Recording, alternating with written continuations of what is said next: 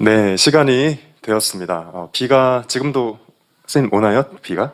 예, 날씨가 좀 그런데 그래도 비가 와서 그런지 공기가 오랜만에 미세먼지가 엄청 없고 깨끗한 그런 날씨인 것 같아요. 자, 이 시간 우리 하나님 앞에 중고등부 예배라는 이름으로 같이 예배하게 되어서 감사하고요. 현서 어서 와. 비 맞고 왔어? 아, 세수. 아, 세수했군요. 아, 그렇습니다. 네, 우리 함께 찬양함으로 하나님께 같이 나아가겠습니다. 네, 예수 우리들의 밝은 빛. 네.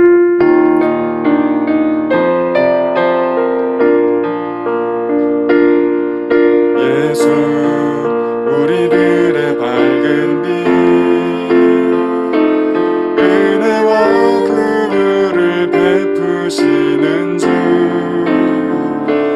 의의 길을 따라가는 주의 자녀들에게 항상 밝은 빛을 비추시네. 그는 구원의 주 하나님, 공의로 세상을 다스리시네. 주를 경외하는 자들에게 부어주시는 놀라운 주님의 영광. 하늘에서 찬란하게 빛나는 주의 영광, 이 땅에 오셨네. 어둠을 밝히고 새 생명 주시네. 영원히 빛나는 나의 예수님, 높이 영광과 찬양 받으실 그 이름 경배합니다. 슬픔을 거두고 내게 자유 주시네. 기쁨의 노래를 영원한 나의 빛 예수께. 하늘에서 찬란하게 빛나는 주의 영광, 이 땅에 오셨네. 어둠을 밝히고 새 생명 주시네. 영원히 빛나는 나의 예수님, 높이 영광과 찬양 받으실 그 이름 경배합니다. 슬픔을 거두고 내게 자유 주시네. 기쁨의 노래를 영원한 나의 빛 예수께.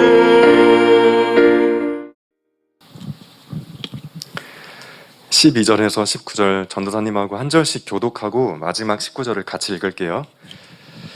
그 이튿날에는 명절에 온 큰 무리가 예수께서 예루살렘으로 오신다는 것을 듣고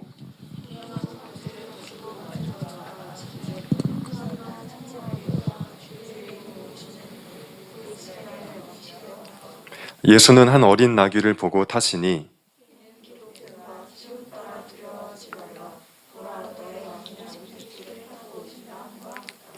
제자들은 처음에 이 일을 깨닫지 못하였다가 예수께서 영광을 얻으신 후에야 이것이 예수께 대하여 기록된 것임과 사람들이 예수께 이같이 한 것임이 생각났더라.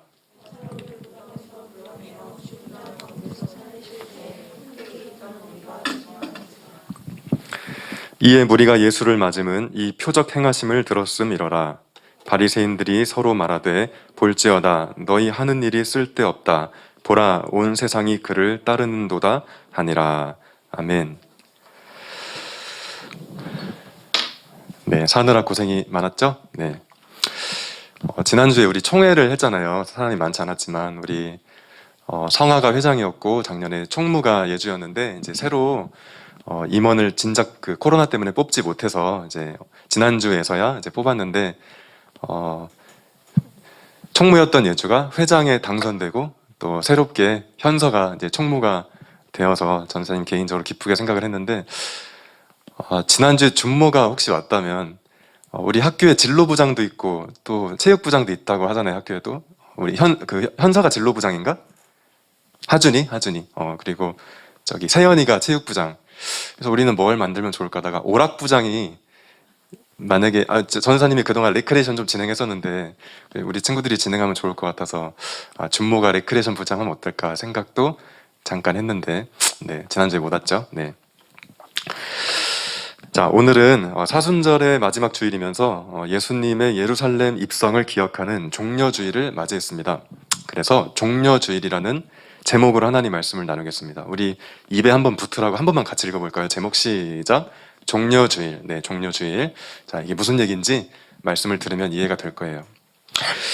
전사님이 현서랑 얼마 전에 한 가지 하기로 약속한 게 있었는데 말만 해놓고 못해서 좀 아쉬운 게 있어요. 그게 뭐냐면 전사님이 먼저 제안을 했죠. 현서야, 우리 집에만 있으면 좀 그러니까 금요일마다 나랑 산책을 하자. 여기 앞에 계양천. 전사님이 요즘에 점심때마다 항상 걷고 있었는데 너무 좋더라고요. 청둥오리 막 날아다니고 그 하얀 새 뭐죠? 예, 그 날아다니고 너무 좋아서 현서한테 제안을 했죠. 현서 여기 사니까. 근데 이제 그렇게 하기로 해놓고 못했어요. 왜냐면 전사님이 미세먼지 어플을 항상 보는데 최악으로 이렇게 뜨더라고요. 요즘에 계속. 그래서 도무지 물론 뭐 우리 마트 갈 때나 뭐 어디 학교 갈 땐 가겠지만 산책을 하자고 제안하기가 좀 그래서 공기가 너무 안 좋아가지고 이제 못했어요. 한 2, 3주 전부터 얘기를 했었는데 제가 지난주에 현서한테 또 어플을 아침에 켜서 보고 현서야, 오늘도 우리 못 만나겠다. 이제 계속 미뤄지니까 좀 속상하기도 하고 이제 그런 마음이 있었는데 제가 그 미세먼지 어플 최악 절대 나가지 마시오 뭐 위험 이렇게 그걸 캡처해서 네, 보내줬는데 현서가 이제 그거를 그 미세먼지 어플 캡처해서 보내준 걸 공감하면서 어떻게 얘기했냐면 전사님 지구가 망한 것 같아요. 이렇게 얘기를 했어요. 근데 제가 솔직히 좀 당황했어요. 왜 당황했냐면 순간 그 말이 맞는 것 같아서. 근데 전사님이 어쨌든 교회 선생님인데 그래 지구는 망했어 이렇게 답장하기도 그렇고, 근데 현서 말이 또 맞는 것 같아서 틀렸다고 하기도 그렇고 어떻게 말을 해야 되지? 이제 조금 당황을 이제 했어요. 종종 우리 얘기 나눴지만 기후 위기가 정말 심각한 건 사실이거든요. 여러분 뭐 이미 알고 있는 사실이죠. 이제 2050년이면 얼마 남지 않은 시간인데 뭐 가령 요즘에 이런 책들이 많이 나와요. 2050 거주 불가능 지구.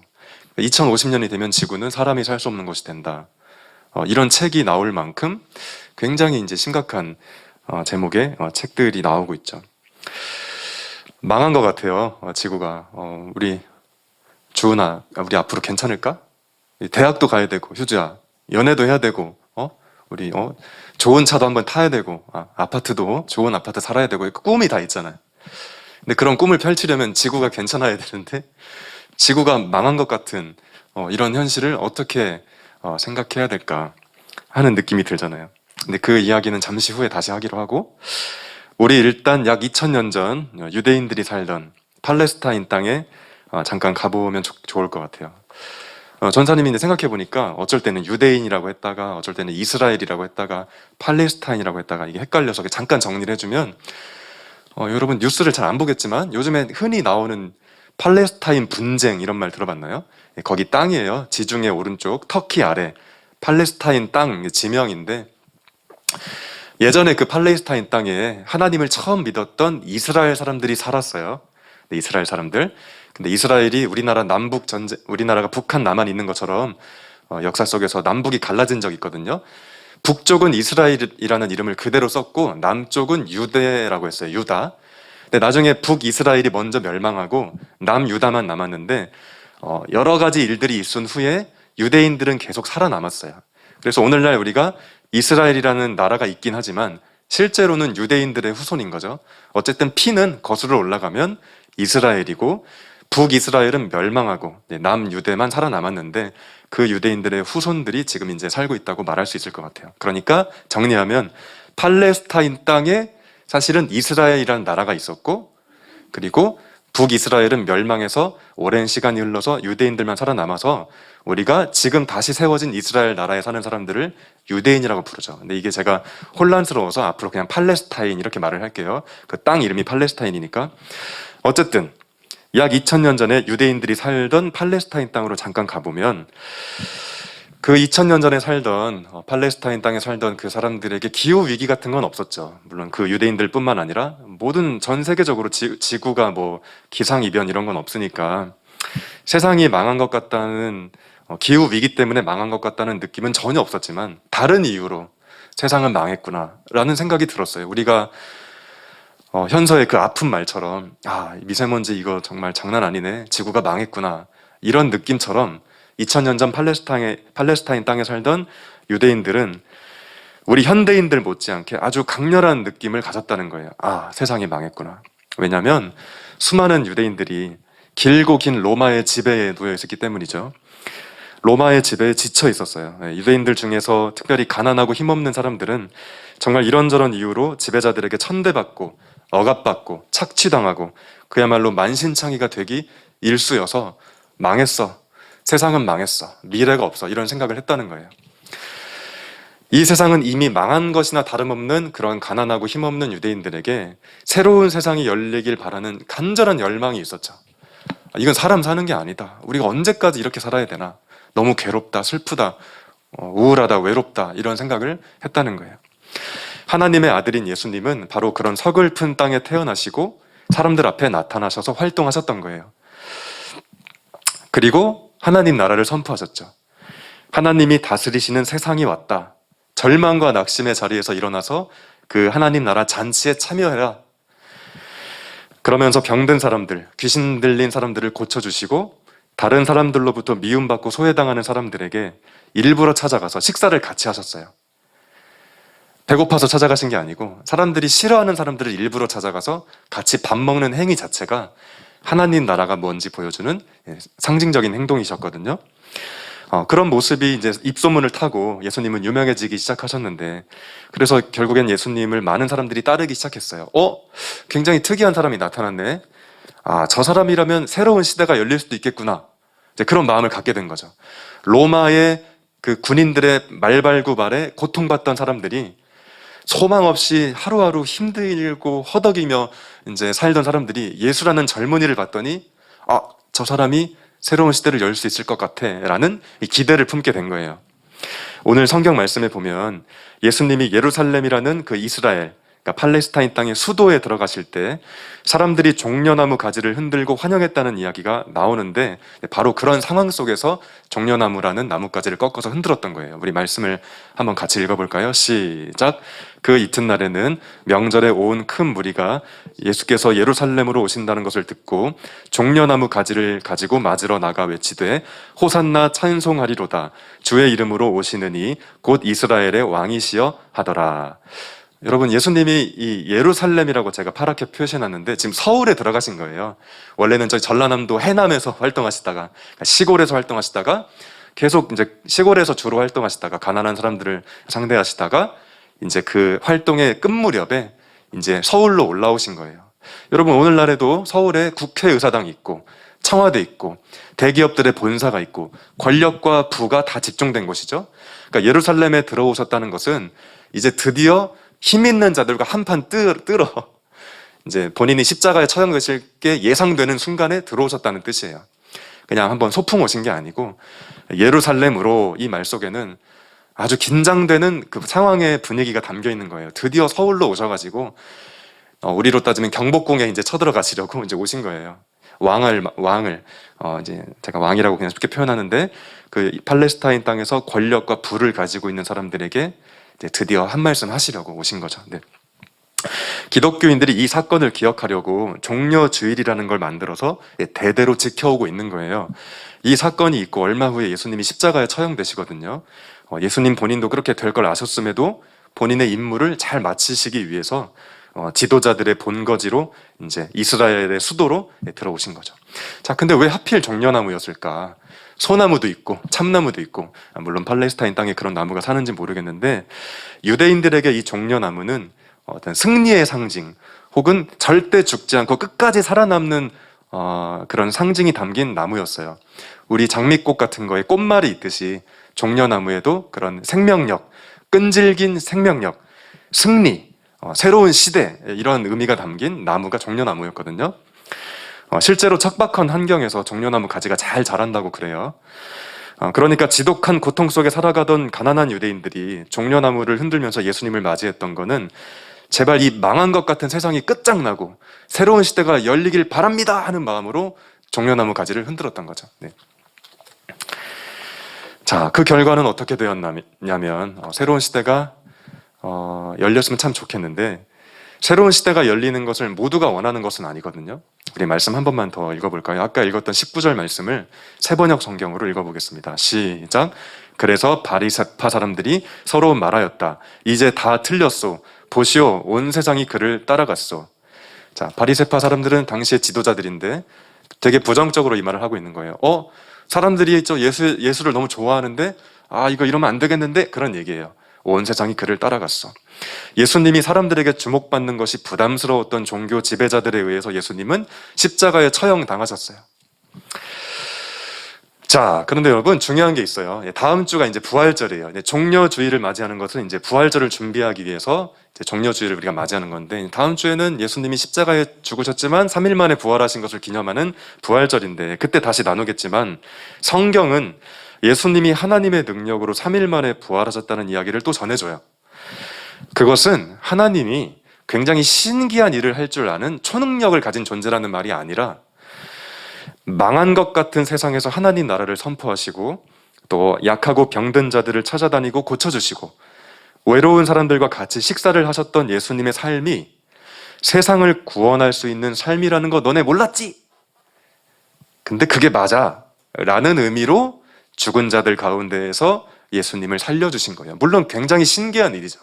근데 하나님이 그 일을 하실 때 봤냐? 난 이런 능력이 있어.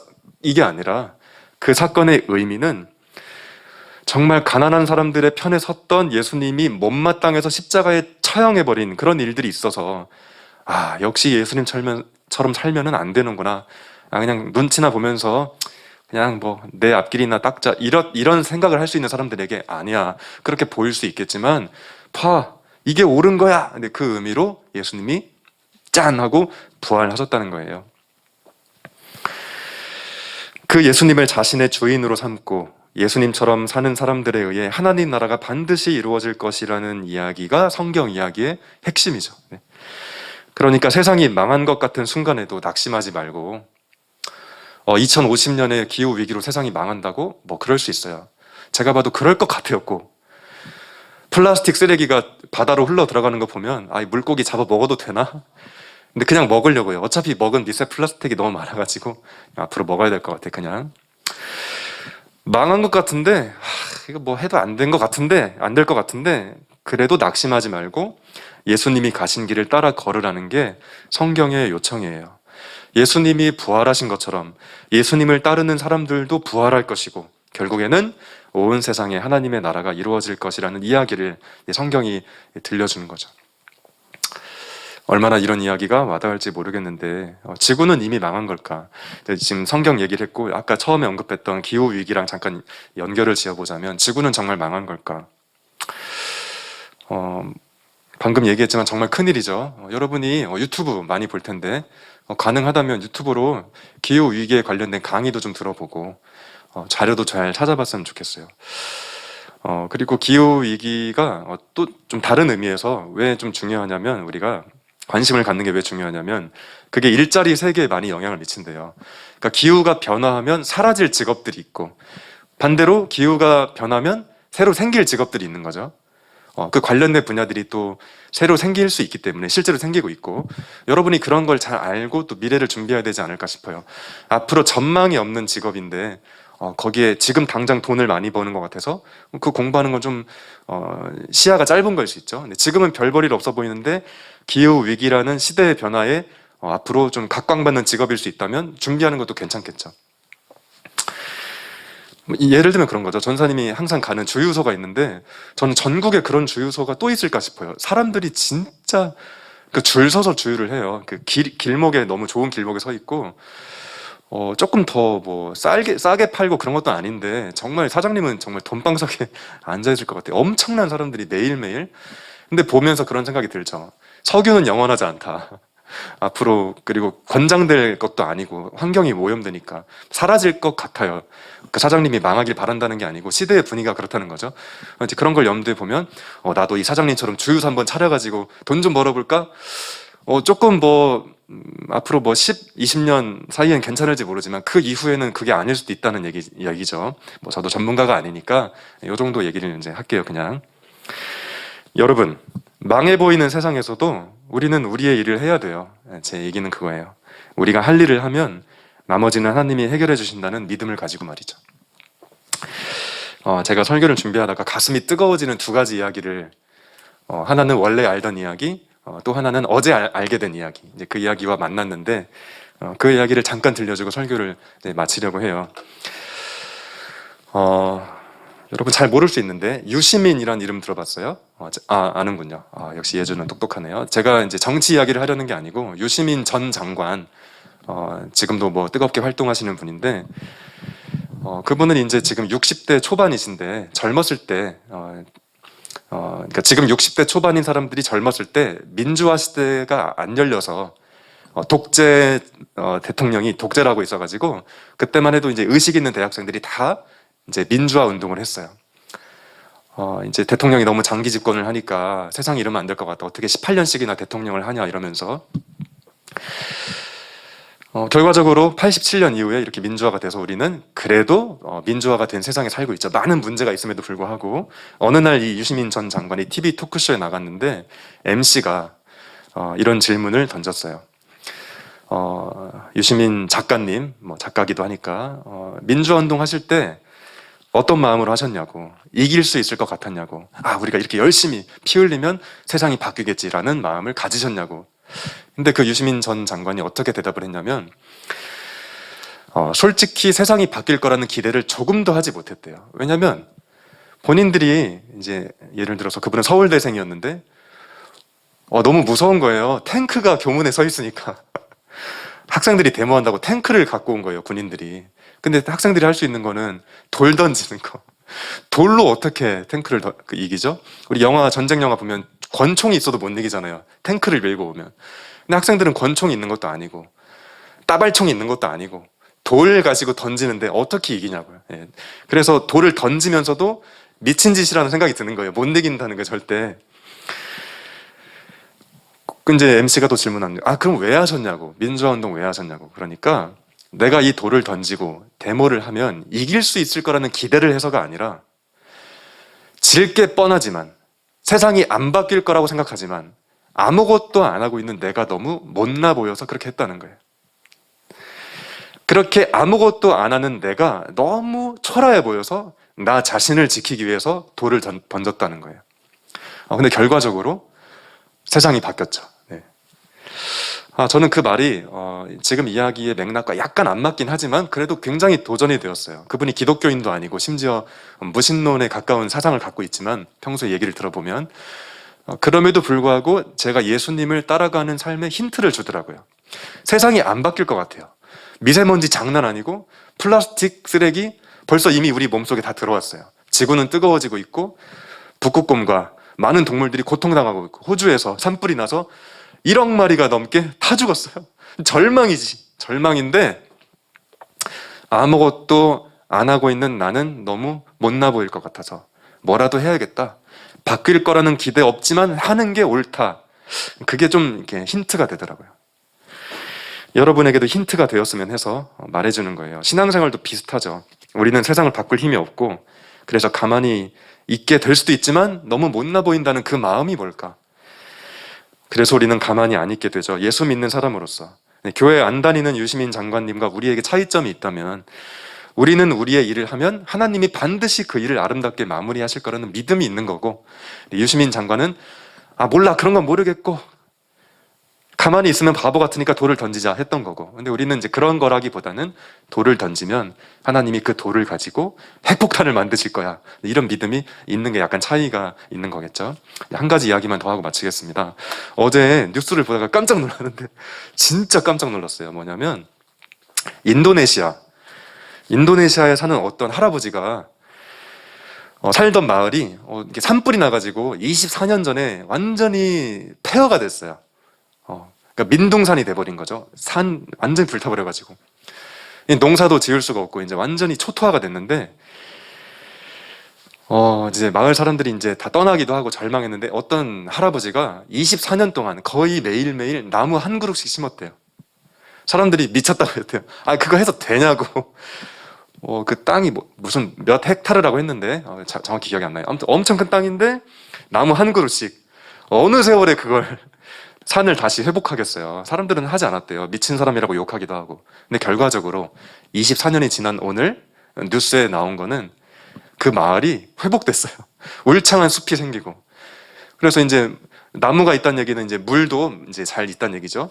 개울도 생기고 냇가도 생기고 정말 풍요로운 마을이 됐다는 거를 뉴스에서 봤어요. 미친 사람 소리 들었을 때 할아버지가 좀 외롭기도 했겠죠? 그리고 자기가 어느 날 나 지금 뭐 하고 있는 거지? 이런 생각도 들었을 거고 내가 진짜 미쳤나? 주변에서 막 욕하는데 나무 한 그루를 이거 24년 동안 심는다고 생각을 해보세요. 매일매일 너무너무 외롭고 아무도 안 도와주는데 근데 저는 그 할아버지 참 존경스럽더라고요. 근데 그 할아버지 인터뷰가 좀 웃겼어요. 제발 산불 좀 내지 맙시다. 이렇게 나 24년 동안 죽는 줄 알았다고. 산불 내지 말라고. 좋아요. 웃겼어? 성공했다. 주아가 차가운 도시 여자인데 드디어 오늘 웃었습니다. 네, 소리내서 웃었어요. 소리내서. 네. 예수님을 믿고 교회 다니는 것도 비슷해요. 안 바뀔 것 같은 세상인데 진짜 솔직히 망한 것 같은 세상인데 2050년에 나 살아남나? 뭐 이런 생각이 들기도 하는 세상인데 끝까지 하나님이 기뻐하시는 일을 하기로 작정하는 거죠.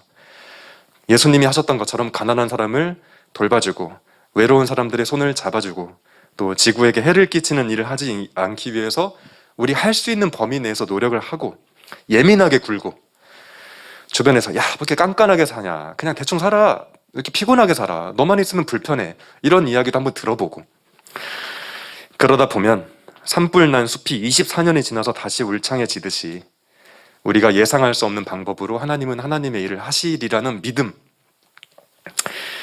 그 믿음을 가지고 사는 것, 그게 우리의 믿음입니다. 오늘은 종려주일이고 이제 내일이면 고난주간이 시작돼요. 예수님께서 세상을 얼마나 사랑하셨길래 자신의 고통스러운 죽음을 예견하시면서도 가난한 자들의 편에 서시고 타락한 지배자들에 맞서셔다가 드디어 서울, 그러니까 예루살렘에 입성하기에 이르르셨는가? 힘과 권세가 있는 사람들은 왜 그렇게 좋으신 예수님이 미웠을까? 하나님은 왜 예수님의 그런 삶에 구원이 있다고 가르치셨을까? 잘 생각해보는 한 주가 되었으면 좋겠습니다. 근데 설교를 마쳤는데 제가 이 이야기를 하나 덧붙이고 싶은 게 완전히 다른 이야기지만 아까 제가 예수님 이야기를 하면서 그 당시에 외롭고 쓸쓸한 사람들, 돈 없고 서러운 사람들의 편에 서 주셨다고 했잖아요. 근데 제가 보니까 우리 지금 이 김포에 살고 있는 청소년들 중에 뭐 가난한 친구들도 많이 있지만 그래도 이 가난한 유대인들만큼 가난한 사람들은 사실 없을 것 같아요. 여러분도 옷도 잘 입고 있고 뭐 이게 막 가난이라고 하긴 좀 애매한, 경제적으로 봤을 때 우리 교회 온 친구들 뭐 부모님들이 정말 돈 벌기 위해 고생하시겠지만 좀 그건 아닐 것 같아요. 자, 그런데 우리들은 또 마음이 가난한 시대를 살고 있는 것 같아요. 우리 옷 입는 거 뭐 어려움 없고 밥 먹는 거 어려움 없어도 마음이 허하고 외로운 사람들이 많이 있을 수 있는 시대라는 생각이 들어요. 우리 친구들도 그럴 것 같고 그런 사람들에게 다가가서 많은 사랑을 주셨던 예수님이 여러분을 굉장히 사랑하신다는 말, 이건 설교의 맥락과 좀 안 맞을 수 있지만 꼭 이제 해주고 싶다는 생각이 갑자기 들었어요. 여러분이 뭐 경제적으로 힘들 수도 있죠. 제가 또 모르고 말을 함부로 했는지 모르겠어요. 근데 그게 아니더라도 꼭 경제적으로 안 어려워도 마음이 가난할 수가 있단 말이에요. 너무나 외롭고 슬플 수 있단 말이에요. 우리 친구들 중에 혹시 그런 친구가 있다면 옛날에 사람들을 무척 사랑하셨던 예수님이 지금도 나를 사랑하신다. 이 믿음이 있으면 좋지 않을까 생각이 들어서 이건 좀 덧붙여서 말을 하겠습니다. 자, 우리 잠깐 기도할까요? 네, 눈을 감고 하나님, 종려 주일이 어떤 주일인지 배웠습니다. 완전히 망가진 삶의 자리에서 새로운 세상이 열리길 바라며 종려나무 가지를 꺾어서 흔들었던, 예루살렘에 들어가시는 그 예수님을 환영했던 그 시절을 기억하는 절기인 것을 배웠습니다. 승리에 대한 기대, 끈질긴 생명력에 대한 기대를 담은 종려나무. 그 가지를 흔들고 있던 사람들이 좀 예수님을 너무 좋아하는 게 짜증나고 괴로웠던 지도자들에 의해 예수님은 십자가 처형을 당하셨지만, 그렇게 종려나무 가지를 꺾어서 흔들 수밖에 없었던 사람들을 너무나 사랑했던 예수님의 삶이 옳다는 이야기를 오늘 배웠습니다. 세상이 망한 것 같아도 그 망한 자리에서 하나님 나라를 꽃피우시는, 삶으로 초대하시는 그 하나님의 준엄하신 초청장 앞에 우리가 마음을 열고 화답함으로 절망과 어둠의 자리에서 고통받는 사람들과 또 이 피조 세계를 향해 나아가시는 하나님의 손과 발이 되어 살아가는 우리 모두가 될 수 있도록 역사해 주옵소서. 예수님의 이름으로 기도합니다. 아멘. 네, 광고를 좀 나눌게요. 네, 교회력으로 오늘은 사순절 마지막 주일이고 동시에 종려주일인데, 내일부터 고난주간이 시작돼요. 이제 고난주간이 시작되면 이제 우리로 따지면 금요일에 예수님이 십자가에 죽으시고 3일 만에 부활하시면 이제 3일 만이면 주일이잖아요. 이제 그래서 부활절이 다음 주가 되는 거죠.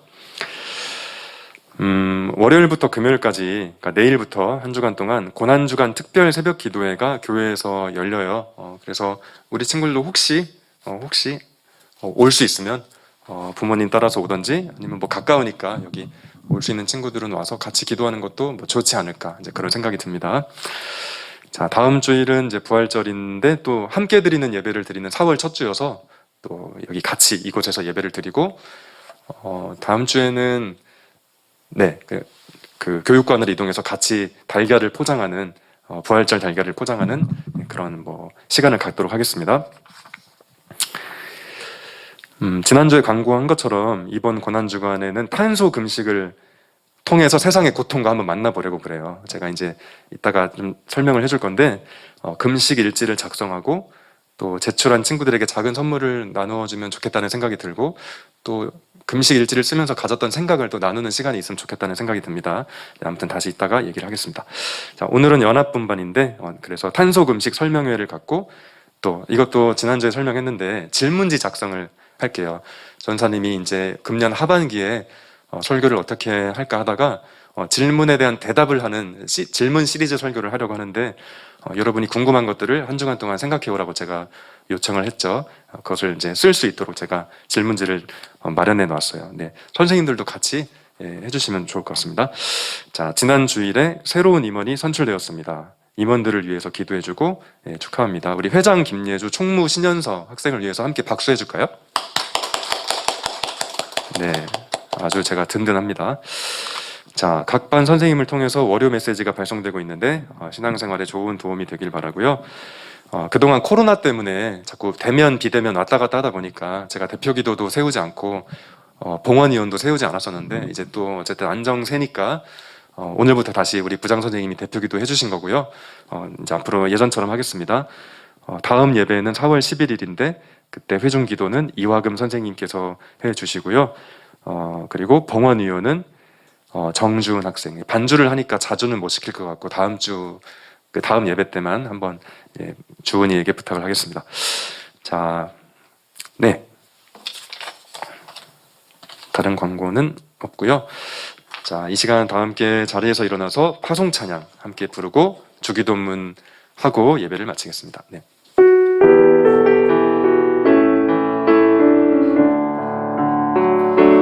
당신은 사랑받기 위해 그리고 그 사랑 전하기 위해 주께서 택하시고 이 땅에 심으셨네. 또 하나의 열매를 바라 기도드리겠습니다. 하늘에 계신 우리 아버지여, 이름이 거룩히 여김을 받으시오며 나라가 임하시오며 뜻이 하늘에서 이루어진 것 같이 땅에서도 이루어지이다. 오늘 우리에게 일용할 양식을 주시옵고